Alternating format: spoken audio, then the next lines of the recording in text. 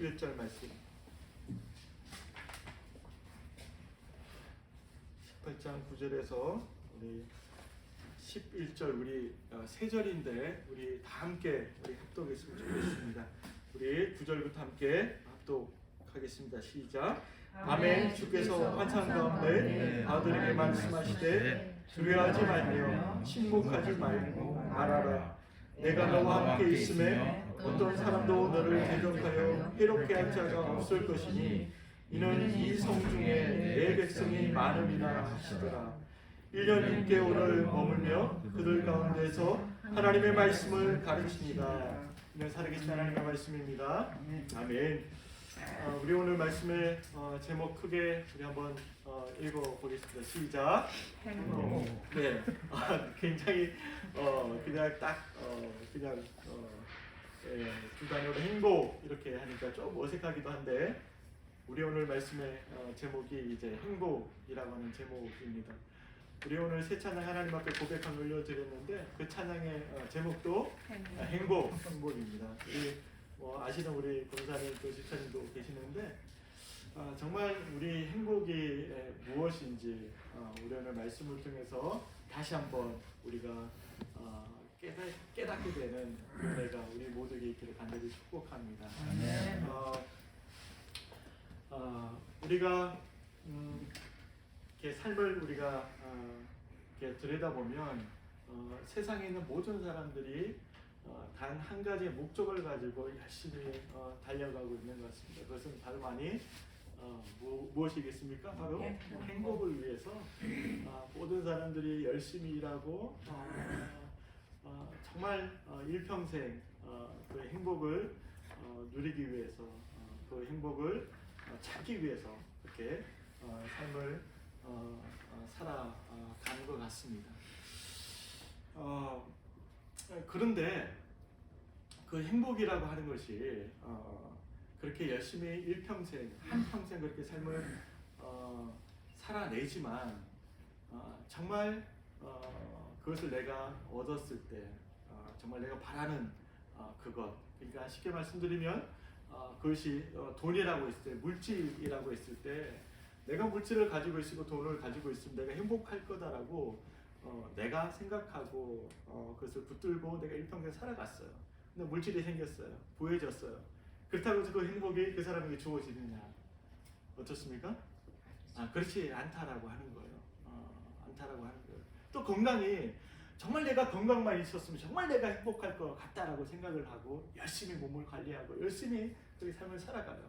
근데 그렇게 이제 건강이 주어졌어요. 그렇다고 해서 정말 내가 행복한 삶을 늘 누리느냐? 또 그것도 아니라고 하는 거예요. 어떤 사람은 좋은 관계를 이루면 행복할 거라고 생각을 해요. 그래서 관계 중심적인 사람들이 있어요. 굉장히 좋은 거죠, 어떻게 보면. 그래서 좋은 관계를 유지하고 이렇게 살아갑니다. 그런데 그 좋은 관계를 유지하면서 살아가더라도 그 안에서 진정한 만족과 행복을 경험할 수 있느냐라고 하는 거예요. 이 말은 뭐냐면 세상에서 우리에게 심어주는 그 행복의 가치라고 하는 것, 이것은 늘 가변적이고 상대적이라고 하는 것입니다. 절대로 영원하지 않습니다. 왜냐하면 그 환경이, 그 상황이 늘 달라지고 바뀌기 때문에 그렇습니다. 왜 그러냐면 건강이 한번 내게 주어졌잖아요. 그렇지만 그 건강은 영원한 것이 아닙니다. 언젠가 그 건강이 무너질 때가 온다고 하는 것입니다. 그렇다고 한다면 이 사람은 건강이 나에게 행복이었는데 그 건강이 무너지는 순간 그 사람은 행복이 아니라 바로 불행을 경험하게 되는 거죠. 또 어떤 이는 관계가 나에게 행복을 줄 거라고 믿었어요. 그래서 관계를 위해서 열심히 노력하는 삶을 살았습니다. 근데 그 관계가 영원히 계속 지속되냐라고 하는 거죠. 그게 쉽지 않죠. 사람 관계는요, 이해관계가 조금만 달라져도 틀어지는 게 사람 관계예요. 틀어졌다고 했을 때 그 사람의 가지고 있던 그 행복이 그 사람한테는 깨지는 거예요. 돈을 놓고 한번 볼까요? 돈을 우리가 가지면 행복할 거라고 많은 사람들이 주장하고 이야기합니다. 그렇지만 돈은 어때요? 있다가도 흔히 하시는 말씀들 있잖아요. 있다가도 없어지고 없다가도 생기는 게 돈이라 그러잖아요. 돈의 행복의 기준을 잡는 사람은요, 돈이 있을 때는 행복한 것 같아. 근데 돈이 없어지면 어떻게 돼요? 불행한 거예요. 그런 것처럼 세상에서 우리에게 주는 그 가치는요, 늘 가변적이고 상대적이라고 하는 것입니다. 늘 달라지는 거예요. 바뀌는 거예요. 그 안에서 진정한 행복을 찾기는 불가능한 일이다라고 하는 것입니다. 그렇기 때문에 우리의 설교 제목, 우리 행복이라고 우리가 오늘 말씀을 함께 나누는데, 그 행복은요, 세상으로부터 절대로 오는 것이 아니다라고 하는 거예요. 세상에서 얻을 수 있는 게 아니다라고 하는 거예요. 세상에서 말하고 있는 그 행복은요, 진정한 행복이 아니에요. 그냥 잠시 잠깐 누리는 만족, 잠깐의 기쁨, 잠깐의 만족일 뿐이죠. 마치 안개와 같은 것입니다. 영원하지 않는 것입니다. 정말 우리 인생의, 우리 삶의 진정한 행복은요, 영원한 것이 되어야 하는 거예요. 그게 정말 행복인 거예요. 그 영원한 것이 무엇일까요? 그 영원한 것은요, 우리의 삶에 있어서, 유관의 집사의 삶에 있어서 이것이 절대적인 가치다, 이것이 절대적인 의미가 있다, 이것이 절대적인 가치와 의미가 있음을 내가 깨닫고 그 안에서 보람을 느끼기 시작할 때 비로소 내 마음으로부터 출발되어지는 것이 바로 행복이라고 하는 거예요. 그렇다고 한다면 그 절대적인 가치와 의미, 그 보람을 세상에서 우리가 찾을 수 있느냐? 절대 없다라고 하는 거예요. 왜? 세상은 늘 가변적이고 상대적이기 때문에 그렇습니다. 늘 변하기 때문에 그렇습니다. 조건이. 그렇다면 그 행복은 절대 진리이신 하나님께로부터 주어지는 것이고, 하나님과의 그 관계 속에서만 경험할 수 있는 거라고 하는 거예요. 하나님과의 올바른 그 관계 속에서 주어지는 것이 바로 진정한 행복이라고 성경은 우리에게 말씀하고 있습니다. 우리 사도 바울이 오늘 11절 말씀 보면 고린도에 얼마 동안 머물렀다라고 기록하고 있습니까? 1년 6개월, 18개월 동안 고린도에 머물렀다라고 성경은 우리에게 말씀해주고 있습니다. 다른 지역과 달리 사도 바울이 고린도 지역에서는 굉장히 장기간 머물러 있었어요. 다른 데는 뭐 아주 짧게 머물면서 복음의 씨앗을 뿌리면서 이동을 했어요. 사도 바울이 전도 여행을 보면. 근데 오늘 고린도에서는 1년 6개월 동안, 18개월 동안 머물러 있었다라고 지금 말씀을 하고 있거든요. 우리 사도 바울의 전도 여행을 이렇게 쭉 이제 보면, 이렇게 하나님께 사용하시는 그 이끄심을 우리가 쭉 들여다보면 참 놀랍습니다. 놀랍고, 하나님의 그 치밀하심, 하나님의 그 세밀하심, 하나님의 철저하게 그 준비하심, 그 하나님의 일들을 우리가 볼 수 있는데, 우리 오늘 우리가 이제 사도행전이 끝났잖아요. 어제 사도행전 끝나고 로마서로 들어가는데, 감사한 건 뭐냐면 이제 사도행전 강의를 우리가 하고 있는데 매일매일 우리 사도행전의 말씀을 우리 지난주 읽었어요. 그렇죠? 그래서 말씀을 우리가 들었던 그 말씀들을 다시 되새기기 시작을 하잖아요. 말씀 사도행전 1장부터 28장까지 오면서 이런 말씀이었구나, 이런 말씀이었구나 라는 생각들을 여러분들 해보셨죠? 네, 1장부터 쭉 오면서 우리 설교 함께 나누면서 저도 참 다시 한번 말씀을 생각하면서 은혜의 시간이었습니다. 사도 바울을 통해 하나님 행하신 일들을 우리가 쭉 들여다보면 참 놀랐거든요. 근데 사도 바울의 사역을 보면 늘 어떠했습니까? 지난주에 말씀을 나눴지만 사도 바울은 늘 어떠했다라고 말씀을 나눠서 늘 쫓겨다녔잖아요. 늘 사도 바울이 가는 곳곳마다 환영받지 않았잖아요. 환영받지 않았고 늘 가는 곳곳마다 쫓겨다니면서 하나님의 그 복음, 하나님의 그 씨앗을, 복음의 씨앗을 열심히 뿌렸단 말이죠. 열심히 뿌렸는데 결국 이제 쫓겨서 이제 남쪽으로 내려오다가 이제 어디까지 왔냐면 이제 고린도까지 온 거예요. 쫓겨서 내려온 거예요. 내려왔는데 이 1년 6개월의 이 사도 바울의 이 삶이 어땠을까? 우리 오늘 말씀에서 좀 들여다봤으면 좋겠어요. 사도 바울 이제 그 8장 1절에서 우리 본문 말씀 쭉 보면 사도 바울이 이제 고린도에 도착을 해서 먼저 찾아본 곳이 어디였겠습니까? 어김없이 회당을 찾아갔겠죠. 왜냐하면 지난주에 우리 보았던 것처럼 사도 바울의 전도 전략은 항상 회당 중심이었어요. 회당을 통해서 하나님 말씀을 풀어서 구약에서 너네들이 믿고 있는, 알고 있는 그 메시아가 바로 예수, 바로 그리스도라고 하는 이 사실을 이제 증거했죠.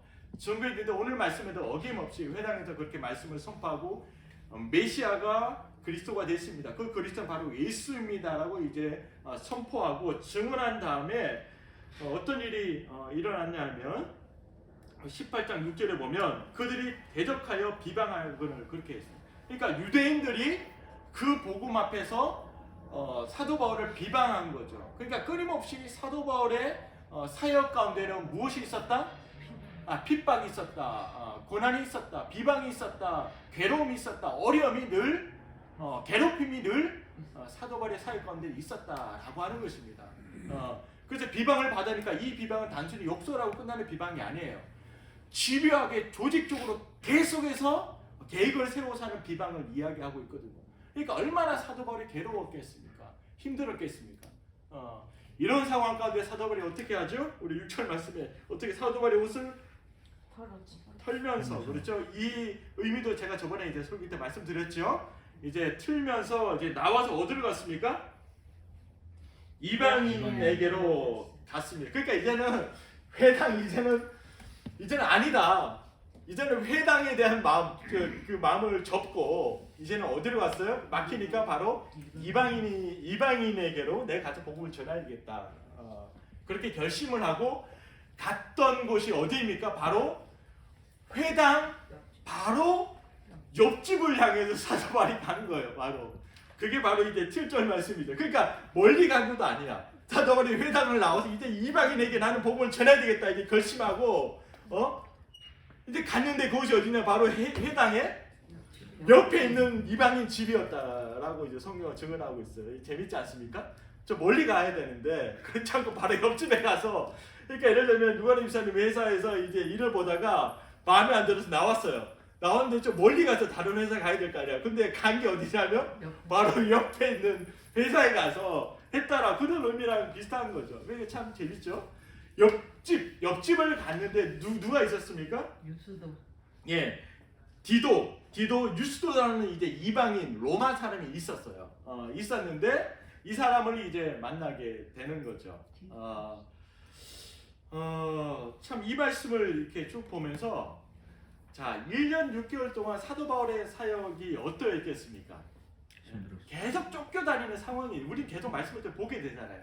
복음을 전했을 때 그들이 반응이 두 가지로 나타나는데, 배척하거나 아니면 그 복음을 받아들이거나 두 가지로 나타나는데, 어쨌든 계속해서 괴롭히는, 그 조직적으로 괴롭히는 사람들이 있었다라고 하는 거죠. 자, 우리 지난주 말씀을 봤지만 데살로니카에서 어땠습니까? 유대인들이 어떤 일을 벌이죠? 저작거리에 가서 시장에 누굴 데리고 와요? 지난주에 말씀을 나눴잖아요. 깡패를, 그렇죠? 네, 깡패를 데리고 오잖아요. 깡패를 데리고 와서 사도 바울을 공격하기 시작합니다. 근데 데살로니카에서 그치는 게 아니라 또 그 사도 바울의 일행들이 베레아까지 내려오잖아요. 근데 그 일행들이 어떻게 해요? 베레아까지 쫓아와요. 베레아까지 쫓아와서 계속 괴롭히기 시작합니다. 네, 계속해서. 그러니까 이 사도 바울의 심정이 어떠했겠습니까? 네? 그냥 그런 괴롭힘이 없어도 정말 복음 전하는 일이 만만치 않고 정말 고난의 길이고 힘든 일인데, 플러스 알파의 상황을 늘 사도 바울은 경험했다라고 하는 것입니다. 그런 과정 가운데 고린도에 와서도 어김없이 여지없이 그런 어려움들을 겪었어요. 자, 여러분들에게 질문을 던집니다. 사도 바울이 이 사역과 사도 바울의 이 라이프 삶은 행복했을까요? 불행했을까요? 솔직히 말씀하십시오. 일반적으로 불행이죠. 힘들고 어렵지. 그 힘들고 어려운 심정을 우리가 경험하면 어때요? 정말 해피해요? 아니면 언해피해요? 그렇죠. 언해피하고 낙심하고 좌절하죠. 그게 우리의 마음입니다. 정말입니다. 예. 근데 왜 뒤에 계신 분들은 아무 말씀 안 하세요? 왜 항상 박단원님과 박남민 권사님만 얘기하세요? 이거 좀 공평하지 않습니다. 뒤에 있는 분들도 열심히 해주셔야죠. 네. 자, 갑자기 제가 웃음이 나와서 사도 바울이 참 저도 이런 생각 많이 해봐요. 정말 말할 수 없는 어려움을 늘 겪었는데 정말 우리가 뭐 스트레스 받을 때 얘기하는데 그것과 비교할 수 없는 거예요. 왜냐하면 중냐 사냐의 문제거든요. 사도 바울은 지금. 그러니까 목숨 걸고 이제 선교를 하고 목숨을 걸고 예수는 그리스도라는 사실을 회당에 들어가서 유대인들에게 전했기 때문에 이미 이 목숨은 사도 바울의 목숨이 아닌 거예요. 주님 앞에 드렸던 목숨인데 그런 이제 어려운 과정들을 늘 겪으면서 지나오면서 그의 심정은 우리 장로님 권사님 말씀하신 것처럼 정말 괴롭고 어렵고 힘들고 낙심하는 순간들도 있었을 거예요. 정말 포기하고 싶은 그런 마음들도 있었지 않겠습니까? 그런 마음들이. 그런데 결론은 참 사도 바울은 참 행복한 전도자였습니다. 결론은 왜 그러냐면 이 고린도에서 사도 바울의 첫 서신이 이제 등장하게 되는 거예요. 고린도에서 첫 이제 사도 바울이 썼던 이제 서신이 뭐냐면 데살로니가 전서, 데살로니가 후서였거든요. 그러니까 데살로니가 전서 후서의 말씀을 우리가 펴서 보면 이 당시에 고린도에서 사도 바울이 데살로니가 교인들에게 보낸 서신의 내용을 보면 사도 바울의 심정이 어떠했는지 우리가 알 수가 있어요. 첫 서신이 데살로니가 전서 후서거든요. 근데 우리 잘 알고 있는 말씀, 데살로니가 전서 5장의 말씀, 잘 알고 있는 말씀 뭐죠? 항상 기뻐하라, 쉬지 말고 기도하라, 범사에 감사하라. 이 사도 바울이 요 당시에 1년 6개월 머물러 있는 이 상황 가운데 데살로니카에 있는 성도들에게 보냈던 편지예요. 서신이에요. 자, 그렇다면 사도 바울이 다시 한번 묻습니다. 사도 바울이 정말 진정한 행복을 우리가 논했을 때 행복했을까요? 불행했을까요? 행복했습니다. 자, 이제는 행복했죠. 행복했습니다. 정말 그는 의심의 여지가 없습니다. 왜 그러냐면 사도 바울은 세상 사람들이 가지고 있던 그 행복의 가치를 가지고 있지 않았습니다. 가변적이고 상대적인 그 행복의 개념을 절대로 가지고 있지 않았어요. 사도 바울은 진정한 행복이 무엇인지 아는 사람이었어요. 진정한 행복이 이 안에 있다라고 하는 것을 늘 누리며 경험했던 사람이었어요. 그렇기 때문에 가변적이고 상대적이고 늘 변화되는 세상의 환경과 세상에 보이는 것에 그의 마음이 가 있지 않았다라고 하는 거예요. 그렇기 때문에 바울과 실라가 투옥됐을 때 어떻게 했어요? 찬송하고 하나님 앞에 기도할 수 있었던 거예요. 이게 바로 신앙의 바로 믿음의 능력입니다. 정말 이 사람이 참된 신앙, 참된 믿음을 가지고 있느냐 없느냐는 정말 어려운 상황에 들어가 보면 알아요. 정말 참 믿음을 갖고 있느냐 없느냐. 어려움을 처해 보면 그 안에 있는 내용이 다 나오죠. 나오게 되어 있거든요. 그때 우리가 붙드는 게 참이라고 하는 거예요. 내가 공경에 처했을 때, 어려움에 처했을 때, 내가 무릎 꿇었을 때, 하나님 부를 때, 찾을 때 그 믿음은 참 믿음인 줄 믿습니다. 근데 어려움과 공경에 처했을 때 하나님 찾지 않고 세상을 의지하려고 하고 세상 것을 부여잡으려고 하고 세상을 향해 나간다면 그 믿음은 아직까지 하나님 기뻐하시는 믿음이 아니라고 하는 거예요. 사랑하는 열린교회 성도님 여러분, 정말 우리 한 사람 한 사람이 행복한 사람이 되어야 될 터인데 정말 하나님께서는 우리 한 사람 한 사람이 행복한 사람 되기를 원하십니다. 믿으십니까? 저와 우리 유 집사님, 곽 집사님, 우리 고창래 집사님 한 분 한 분이 모든 우리 성도님들이 하나님께서는 행복한 성도, 행복한 하나님의 자녀 되기를 원하신다고 하는 것입니다. 그 누구도 불행한 사람 되기를 원하지 않으세요. 하나님께서는 행복한 사람 되라고 하나님께 우리를 부르셨고 하나님의 자녀로 삼아주신 줄 믿습니다. 사도 바울이 행복했다라고 하는 거예요. 사도 바울이 행복했다라고 하는 거예요. 근데 그 시점에서 사도 바울이 고민이 있었어요. 아까 박동란이 말씀하신 것처럼 너무 괴롭고 힘드니까 이제 고린도 사역을 내가 접고 이제 이곳을 떠나가야 된다고 생각했던 것 같아요. 그래서 9절 말씀에 그 찰나에 9절 말씀에 어떤 상황이 벌어집니까? 9절에 그렇죠. 그 찰나에 하나님께서 또 이제 말씀하십니다. 사도 바울을 향해서 어떻게 9절 한번 다 함께 했습니다. 시작.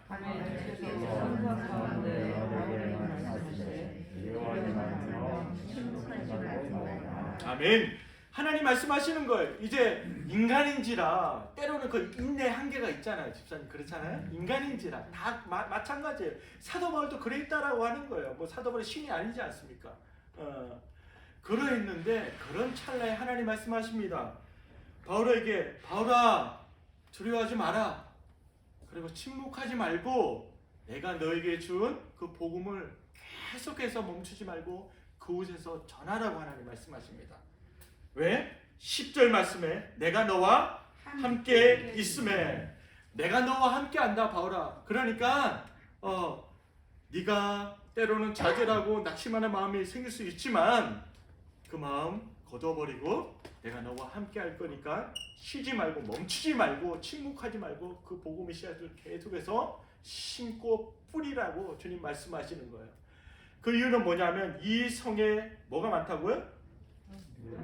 내 백성이 많음이라 말씀하고 있는 거예요. 예. 아직도 이 성에는 정말 나의 택감받은 정말 모든 사람들이 구원받아야 되고 생명을 얻어야 할 터인데 바로 이 일을 나는 너를 통해서 하길 원한다. 그러니까 두려워하지 말고 침묵하지 말고 계속해서 이 일들을 감당하렴. 내가 너와 함께 할 거야. 그러니까 너를 대적하는 자가 없을 거야. 하나님께서 이제 말씀하시는 말씀이라고 하는 거예요. 자, 여러분들 이 말씀을 우리가 보면서 정말 바울이 이 말씀을 받으면서 행복했을 것 같아요. 행복했는데 그 행복이 배가 됐을 것 같아요. 왜냐하면 하나님께서 위로하시고 하나님께 말씀하시잖아요. 두려워하지 마, 침묵하지 마, 멈추지 마. 더 힘을 내서 계속해서 네가 가지고 있는 그 생명의 복음을 이 성에 있는 백성들에게 전하라고 주님 말씀하시는 거예요. 이 말씀을 받을 때 사도 바울의 마음이 어땠을까? 어떠했을 것 같습니까? 너무 기쁘고 너무 그 든든하고 그 안정감은 이루 말할 수 없었을 것 같습니다. 그렇지 않습니까? 어려움에 있을 때 그 누군가가 우리에게 와서 걱정하지 마세요.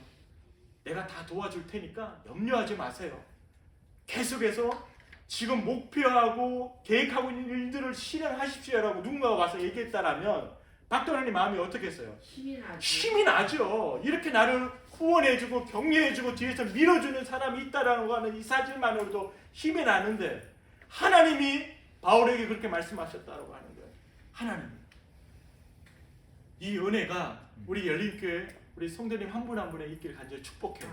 네. 우리가 정말 하나님 말씀 부여잡고 하나님 말씀대로 살고자 할 때 때로는 낙심하는 일이 생길 수 있어요. 때로는 어려운 공경들이 정말 우리가 어떻게 보면 억울한 일 당할 수도 있어요. 하지만 그때 우리가 하나님 말씀하십니다.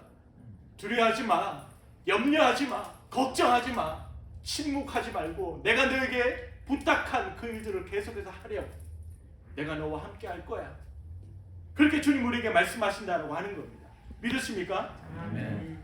사랑하는 모든 하나님의 백성들이 이 하나님의 이 음성을 들을 수 있게 간절히 축복합니다. 아멘. 때로는 여러분들이 좌절하고 낙심하고 정말 현장 가운데서 정말 어려운 공경에 처해 있을 성도들이 있을 수도 있습니다.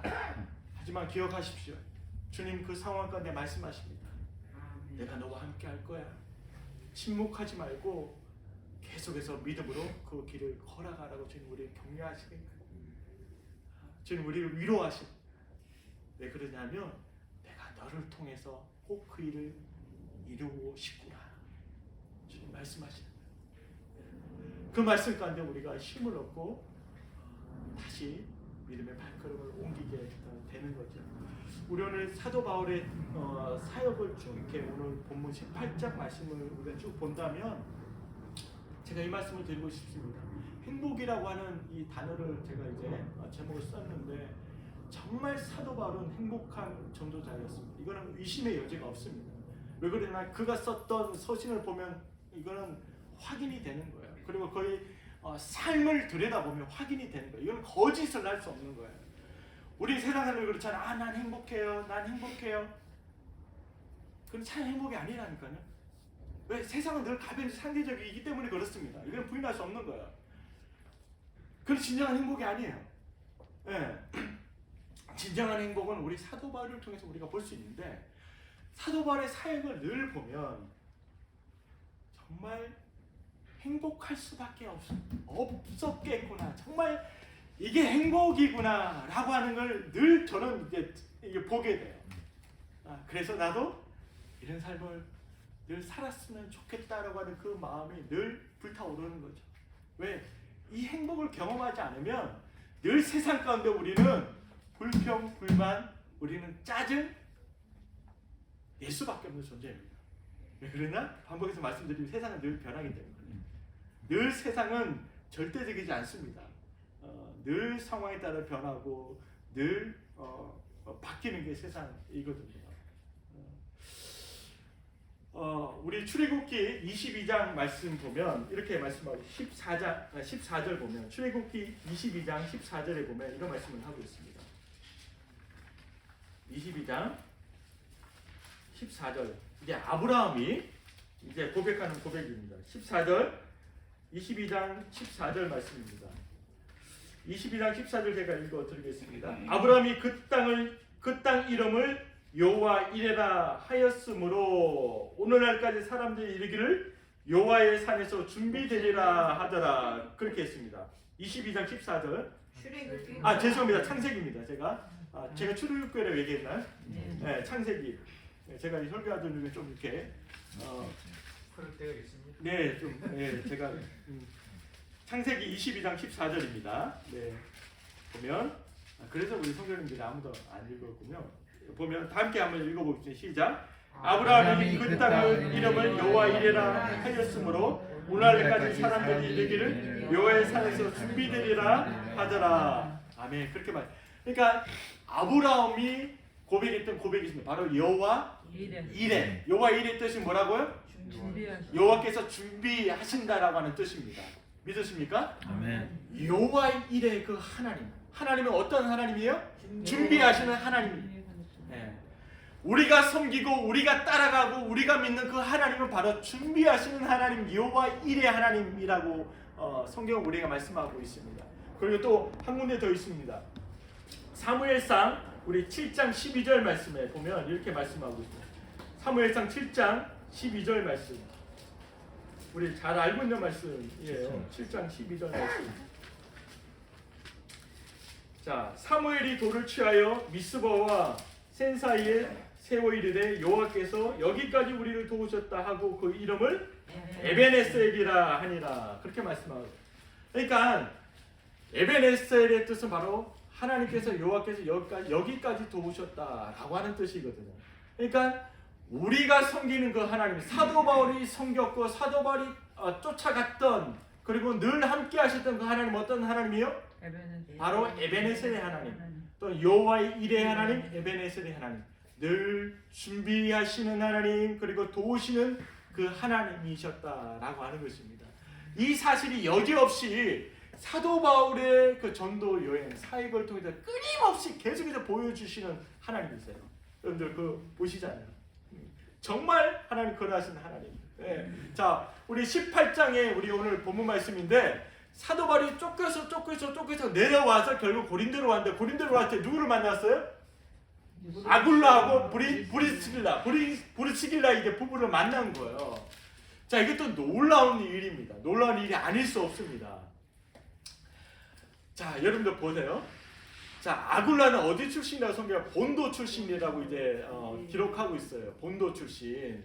본도가 어디냐면 터키 이제 북아시아 지역에 있는 곳이 이제 본도예요. 근데 본도 출신이 로마까지 와서 브리스길라를 만납니다. 그래서 브리스길라는 원래 로마 사람인데 거기서 어떻게 돼요? 아굴라와 브리스길라가 결혼을 했어요. 결혼을 했는데 마치 우리 유관우 집사님과 유용 집사님 결혼을 한 것처럼 말입니다. 결혼을 했는데 이게 본도 출신의 이 아굴라는 어떻게 보면 굉장히 시골 출신이었어요. 아굴라는 시골 출신이었어요. 그러니까 어떻게 보면 시골 출신이었기 때문에 그렇게 많이 배운 사람도 아니었어요. 근데 브리스길라는 어떤 사람이냐면 굉장히 어떻게 보면 귀족 출신의 가문의 출신의 사람이 브리스길라는 또 많이 또 배운 사람이죠. 근데 이 당시에 이렇게 레벨이 다른 사람들끼리 결혼한다는 게 쉬운 일이 아닌데 어찌됐든 아굴라와 브리스길라가 결혼을 했습니다. 로마에서. 근데 로마에서 결혼했는데 마침 이 당시에 로마에서 어떤 정책이 벌어졌습니까? 유대인들을 다 추방하는 정책이 이제 벌어졌어요. 그래서 그 정책에 의해서 이 사람들이 쫓겨서 어디까지 왔죠? 바로 고린도까지 온 거예요. 자, 이것을 놓고 봤을 때 정말 우리 하나님의 관점에서 한번 우리가 들여다봤으면 좋겠어요. 자, 바울이 쫓겨서 이제 고린도까지 왔습니다. 근데 오기 전에 누가 먼저 와 있었어요? 아굴라와 브리스길라가 먼저 와 있었습니다. 이거는 우연이 아닙니다. 네. 저도 사역을 하다 보면 이런 일들을 저도 경험을 해요. 이게 뭐냐면 바로 여호와의 일이에요. 하나님께서 다 준비하시는 거예요. 근데 우리는 그걸 못 봐요. 하나님께 준비하시는 걸 우리가 못 봐요. 우리는 늘 상황만 보는 거예요. 앞에 떨어져 있는 문제만 우리가 보고 그 문제를 보고 우리는 늘 해석하며 그 하나님을 해석하게 되는 거예요. 그러다 보니 때로는 우리에게 불평과 불만과 짜증이 우리 신앙 가운데 여지없이 남아있다라고 하는 것입니다. 그게 바로 뭐냐면 민수기 13장 말씀 보면 어떤 사건들이 일어나죠? 민수기 13장 말씀에 보면 가나안 어떤 사건이 일어나요? 민수기 말씀에 넘어가면 우리 13장 말씀에 가면 민수기 13장 말씀에 보면 이제 가나안 정탐꾼 이야기가 나오잖아요. 잘 알고 있는 말씀이잖아요. 그래서 몇 명을 보내요? 가나안 정탐하라고 12명을 보내잖아요. 민수기 13장에 12명을 보내는데 돌아와서 그들이 이제 이스라엘 백성들에게 보고를 합니다. 보고를 하는데 10명은 어떤 보고를 했어요? 그 가나안 원주민들은 너무나 커서 도저히 우리가 그 땅을 취할 수 없다라고 부정적인 말을 합니다. 도저히. 그러니까 현실 보는 거죠. 현실을 바로 보는 거죠. 내가 가서 보니까 도저히 그 땅을 우리가 취할 수 없어. 가나안 원주민을 우리가 절대 이길 수 없어. 어떻게 그들을 우리가 이길 수 있느냐? 불가능한 일이야. 가능하지 않는 일이야라고 결론을 내고 보고를 해요. 근데 갈렙과 여호수아만 이 두 사람만이 어떤 보고를 하면 그들은 우리의 뭐라고요? 밥이다라고 선포하는 거예요. 여러분들 놀랍지 않습니까? 똑같은 상황을 보고 돌아왔습니다. 가나안 정탐꾼들이 12명이. 근데 10명은 할 수 없다라고 이야기합니다. 왜? 우리의 처지의 형편을 알기 때문에. 우리의 형편과 처지로는 절대로 그 가나안 원주민들을 이길 수 없는 거예요. 그들을 어떤 방법으로 이길 수 없는 거예요. 그렇게 현실을 이야기했습니다.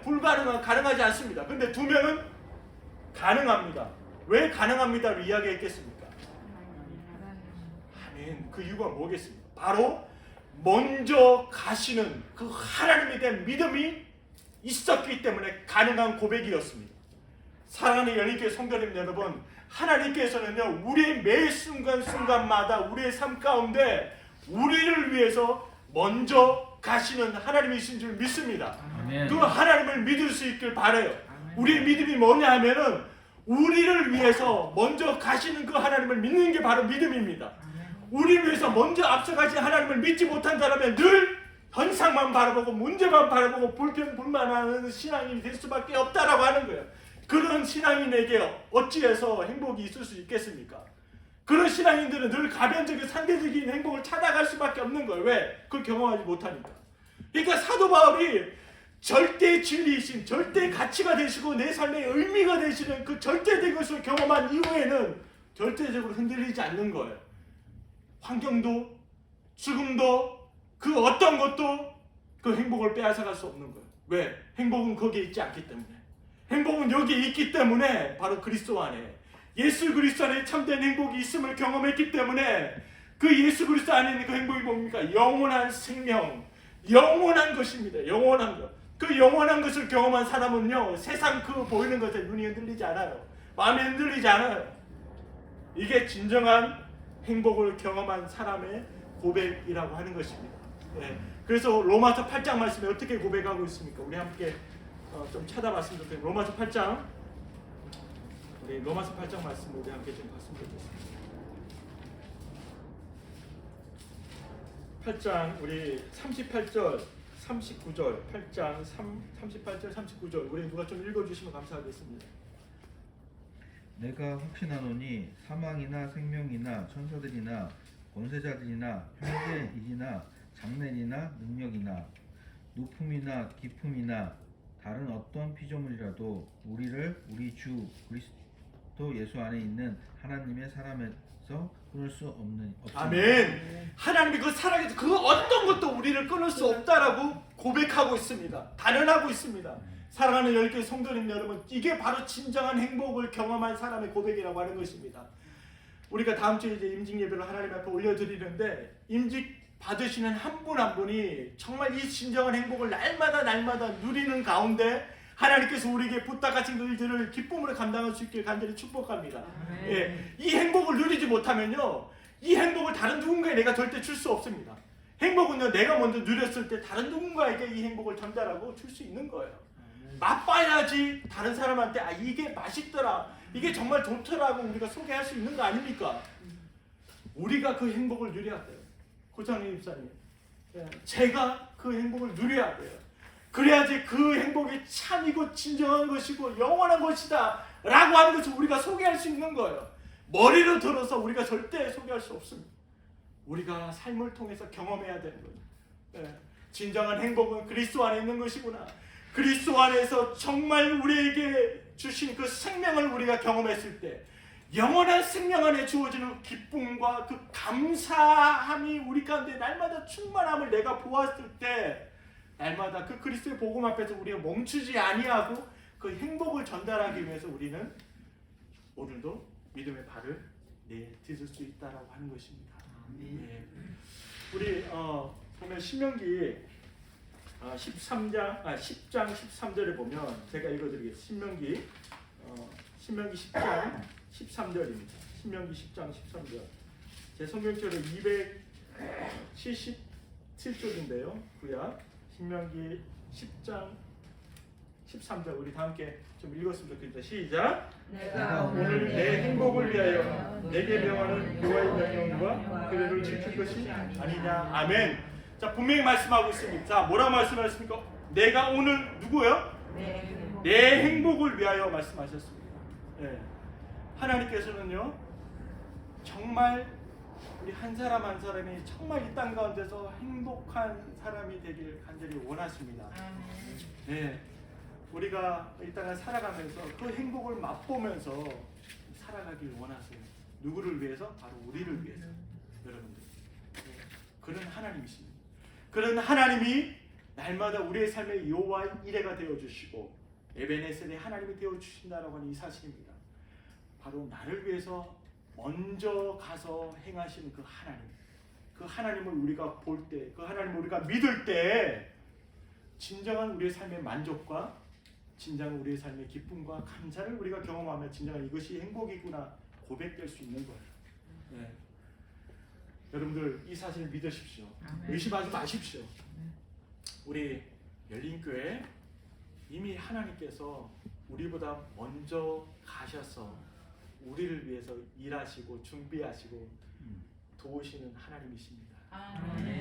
저는요, 비록 짧은 삶이지만 우리 열린교회 이제 한 7년 사역을 이제 하면서, 물론 이제 부교육자까지는 더 이제 10년이 넘었지만 하면서 저는 그를 정말 의심 없이 저는 보게 됩니다.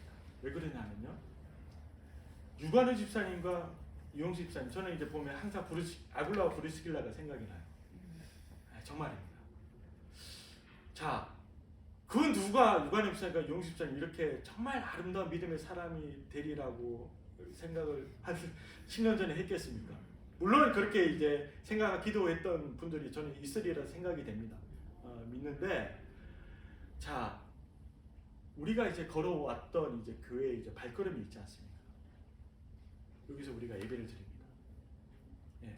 자, 바울이 회당에 쫓겨나서 나왔을 때 디도 유스도를 통해서 그 집에서 예배를 드리고 그 집에서 복음의 사역들이 끊임없이 펼쳐 나갔던 것처럼, 자, 두 믿음의 집사님을 통해서 하나님께서 우리를 여기까지 오게 하셨습니다.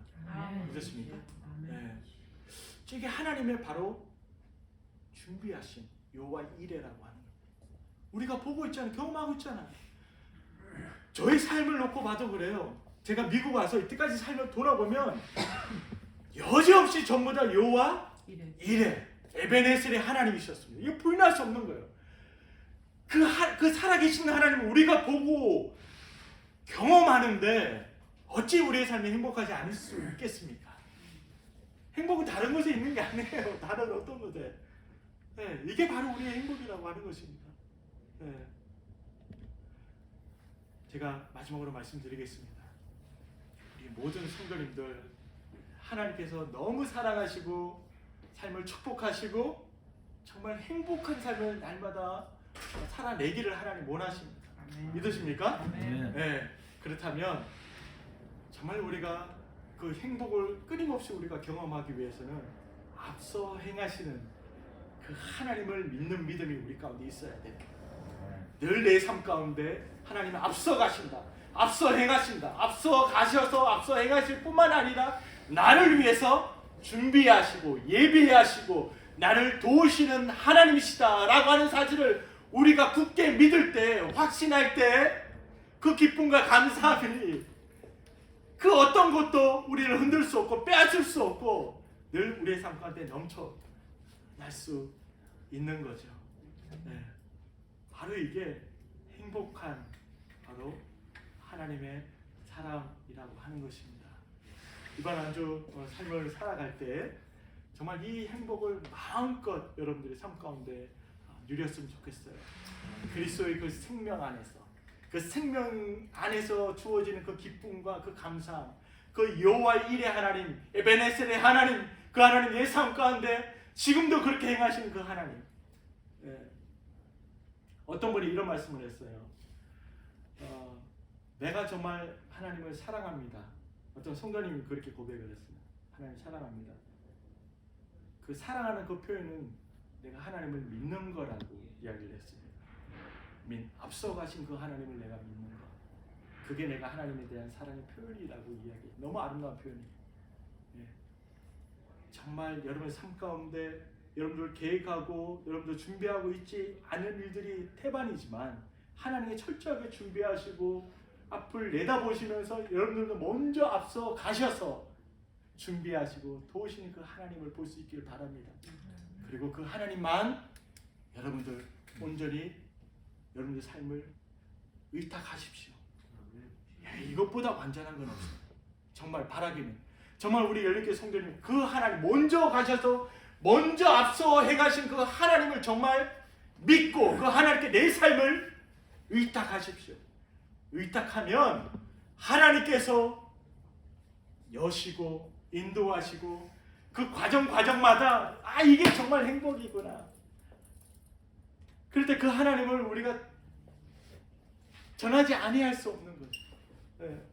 그래서 우리 박동원이 있는 그 삶의 현장 가운데, 고창영 집사님의 삶의 현장 가운데, 곽기동 집사님의 삶의 현장 가운데, 우리 김민수 집사님의 삶의 현장 가운데, 우리 모든 성도님의 삶의 현장 가운데 그 행복을 확신 있게, 자신 있게 다른 누군가에게 전해줄 수 있는 하나님의 사람, 행복한 사람 될 수 있기를 간절히 축복합니다.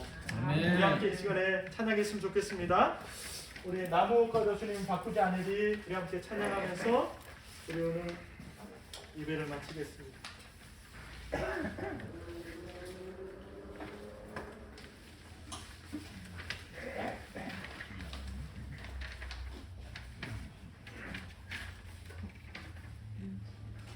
함께 고백하면서 찬양합시다. 나 무엇과도 주님을 바꾸지 않으리. 다른 어떤 은혜 구하지 않으리. 주님만이 내 삶의 도움이시니 주의 얼굴 보기 원합니다. 주님 사랑해요.